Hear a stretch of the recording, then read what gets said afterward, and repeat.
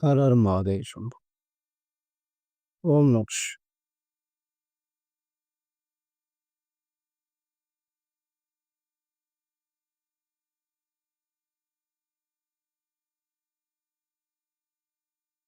ब्रह्मा।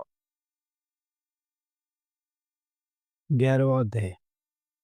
शिवलिंग की स्थापना और पूजन विधि का वर्णन।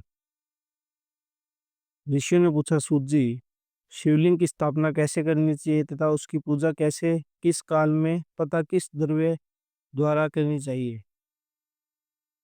सूत जी ने कहा, महर्षियों, मैं तुम लोगों के लिए इस विषय का वर्णन करता हूँ, इसे ध्यान से सुने और समझे।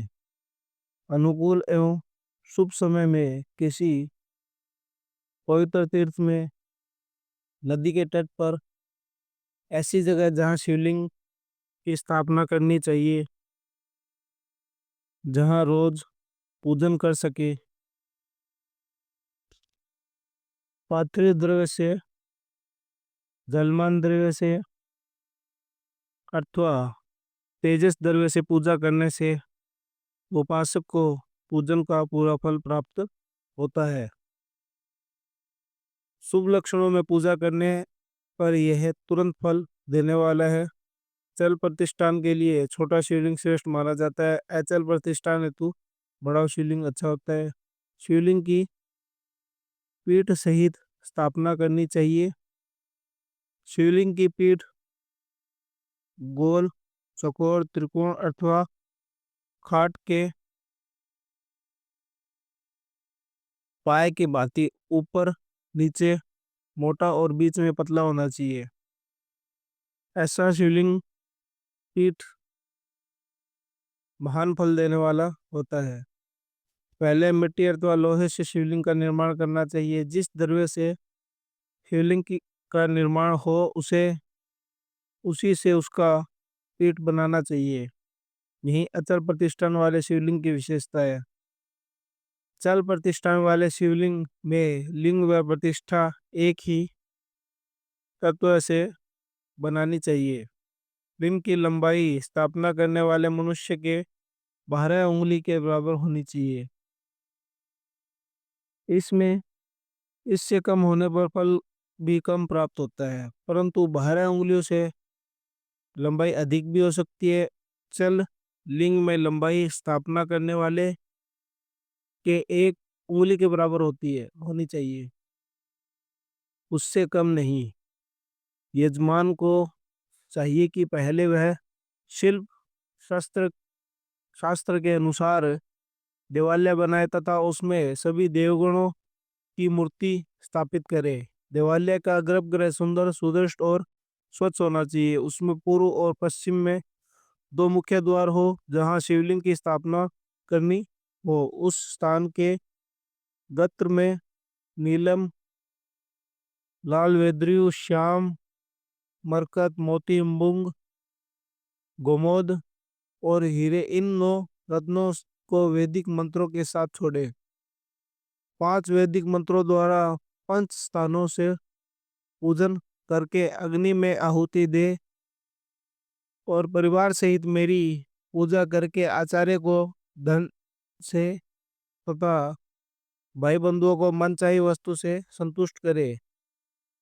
याचकों को सुवर्ण, ग्रहण एवं भू संपत्ति तथा गाय आदि प्रदान करे। स्थावर जजमा स्थावर जगमुख सभी जीवों को वेतन पूर्ति संतुष्टि कर एक ऐसे गड्ढे में सुवर्ण तथा 9 प्रकार के रत्न भरकर वैदिक मंत्रों का उच्चारण करके परम कल्याणकारी महादेव जी का ध्यान करे। तत्पश्चात नाद घोष से युक्त महामंत्र ओमकार का उच्चारण करके गड्ढे में पीठयुक्त शिवलिंग की स्थापना करे। वहां परम सुंदर मूर्ति की भी स्थापना करनी चाहिए तथा भू संस्कार की विधि जिस प्रकार शिवलिंग के लिए ही की गई है उसी प्रकार मूर्ति की प्रतिष्ठा भी करनी चाहिए। मूर्ति की स्थापना अर्थात प्रतिष्ठा पंचाक्ष मंत्र से करनी चाहिए। मूर्ति के बाहर से भी लिया जा सकता है, परंतु वह साधु पुरुष द्वारा पूजित हो इस प्रकार शिवलिंग व मूर्ति द्वारा की गई महादेव जी की पूजा शिवपद प्रदान करने वाली है। स्थावर और जगम में लिंग भी दो तरह का हो गया है। वृक्ष लता आदि को स्थावर लिंग कहते हैं और कृमि कीट अर्थात कृमि कीट आदि को जंगम लिंग कहते हैं। स्थावर लिंग को सींचना चाहिए तथा जंगम लिंग को आहार एवं जल देकर तृप्त करना चाहिए। जो चराचर जीवों को भगवान शंकर का प्रतीक मानकर उसका पूजन करना चाहिए। इस तरह महालिंग की स्थापना करके विधिवत उपचारों द्वारा उसका रोज पूजन करें तथा देवालय के पास ध्वजारोहण ध्वजारोहण करे।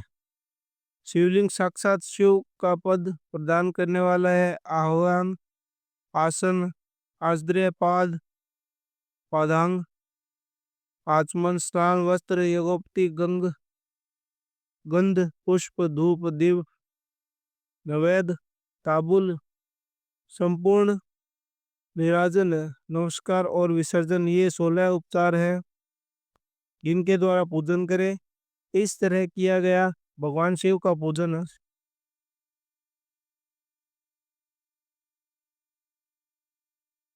शिवपद की प्राप्ति करने वाला है। सभी शिवलिंग की स्थापना के उपरांत चाहे वे मनुष्य द्वारा स्थापित ऋषियों या देवताओं द्वारा अथवा अपने आप प्रकट हो, सभी का उपयुक्त विधि से पूजन करना चाहिए, तभी फल प्राप्त होता है। उसकी परिक्रमा और नमस्कार करने से शिवपद की प्राप्ति होती है। शिवलिंग का नियम पूर्वक दर्शन भी कल्याणकारी होता है।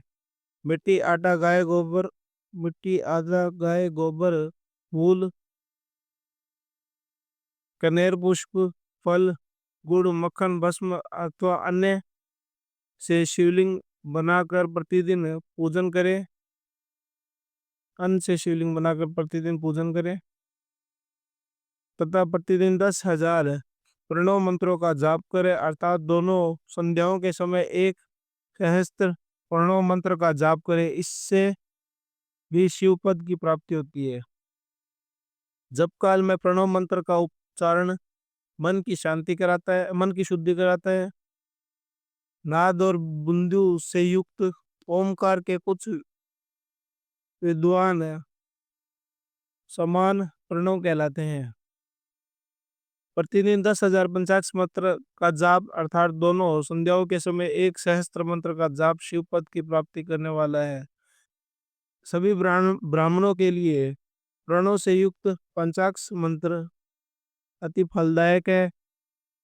कलश से किया स्नान, मंत्र की दीक्षा, मात्र मातृकाओं का न्यास, सत्य से पवित्र अंतःकरण ब्राह्मण तथा ज्ञानी गुरु सभी को उत्तम माना गया है। पंचाक्ष मंत्र का 5 करोड़ जाप करने से मनुष्य भगवान शिव के समान हो जाता है। 1-2 दिन अथवा 4 करोड़ जाप करके मनुष्य क्रमशः ब्रह्मा, विष्णु, रुद्र तथा महेश का पद प्राप्त कर लेता है। यदि 1,000 दिन तक प्रतिदिन 1 सहस्त्र जाप पंचाक्ष मंत्र का किया जाए और प्रतिदिन ब्राह्मणों को भोजन कराया जाए तो इससे अभिष्ट कार्य की सिद्धि होती है। ब्राह्मण को प्रतिदिन प्रातः काल 1,008 बार गायत्री मंत्र का जाप करना चाहिए, क्योंकि गायत्री मंत्र शिवपद की प्राप्ति करता है। वेद मंत्रों और वैदिक संयुक्तियों का भी नियम से जाप करे। अन्य मंत्रों में जितने अक्षर हैं उनसे उनके उनके उतने लाख जाप करे। इस प्रकार यथाशक्ति जाप करने वाला मनुष्य मोक्ष प्राप्त होता है। अपनी पसंद से कोई एक मंत्र अपनाकर प्रतिदिन उसका जाप करे, अर्थात ओम का नित्य 1 सहस्त्र जाप करे। ऐसा करने से संपूर्ण मनोरथ की सिद्धि होती है। जो मनुष्य भगवान शिव के लिए फुलवाड़ी या बगीचा लगाता है तथा शिव मंदिर में झाड़ने बुहारने का कार्य करता है, ऐसा शिव भक्त को पुण्य कर्म की प्राप्ति होती है, अतः समय में भगवान शिव उसे मोक्ष प्रदान करते हैं। काशी में निवास करने से भी योग और मोक्ष की प्राप्ति होती है, इसीलिए आमरण भगवान शिव के क्षेत्र में निवास करना चाहिए। उस क्षेत्र में स्थित बावड़ी, तालाब, कुआं और पोखर को शिवलिंग समझकर वहां स्नान, दान और जाप करके मनुष्य भगवान शिव को कर लेता है। जो मनुष्य शिव के क्षेत्र में अपने किसी मर्त संबंधी का दाह, दशा, मासिक श्रद्धार्था अथवा वार्षिक श्रद्धा करता है अथवा अपने पितरों को पिंड देता है, वह तत्काल सभी पापों से मुक्त हो जाता है और अंत में शिव पद प्राप्त कर लेता है। लोक में अपने वर्ण के अनुसार आचरण करने व सदाचार का पालन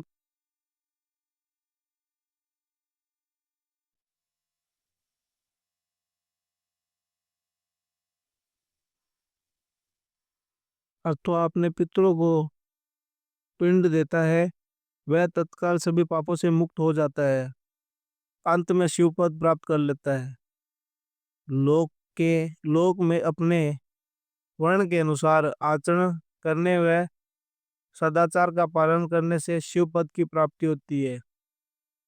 निष्काम भाव से किया गया कार्य अभिष्ट फल देने वाला है एवं शिव पद प्राप्त करने वाला होता है। दिन के प्रति दिन के प्रातः, मध्य और साय 3 विभाग होते हैं। इनमें सभी को एक एक प्रकार के कर्म का प्रतिपादन करना चाहिए। प्रातः काल रोज दैनिक शास्त्र कर्म, मध्य सहकर्म तथा सायंकाल शांति कर्म के लिए पूजन करना चाहिए। इसी प्रकार रात्रि में 4 प्रहर होते हैं, उनमें से बीच के 2 प्रहर निशित काल कहलाते हैं। इसी काल में पूजा करनी चाहिए क्योंकि यह पूजा अभिष्ट फल देने वाला है। कलयुग में कर्म द्वारा ही फल की सिद्धि होती है। इस प्रकार विधि पूर्वक और समय अनुसार भगवान शिव का पूजन करने वाले मनुष्य को अपने कर्म का पूरा फल मिलता है। ऋषियों ने कहा, सूत जी, ऐसे पूर्ण क्षेत्र कौन कौन से हैं जिनका आश्रय लेकर सभी स्त्री पुरुष शिव पद को प्राप्त कर सकते हैं? कृपया। हर हर महादेव शंभू।